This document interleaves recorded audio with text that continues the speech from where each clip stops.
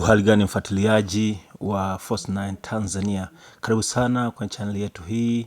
Kama huja subscribe, tunakuomba subscribe ili kusudi usipitwe na taarifa zetu mbalimbali zitakazokuwa zinakujia hapa.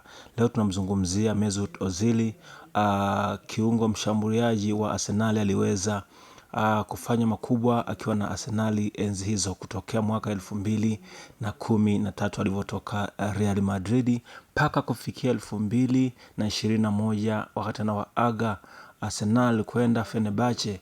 Alikuwa tayari amecheza michezo 254, akaweza pia kufunga magoli 44 na wakaweza kutwaa mataji manne akiwa na Arsenal: FA Cup 3 na ngao ya jamii au Community Shield 1. Hivyo Mesut Ozil wakati anaondoka Arsenal alikuwa tayari ana mataji 4. Asante sana kwa kuendelea kuwa na sisi Force 9 Tanzania. Kama utakuwa umefurahishwa na huduma zetu hizi, tafadhali bonyeza alama ya kengele, subscribe ili kusudi tuendelee kwa pamoja mpaka kipindi kijacho, na kutakia kila la heri. Bye bye.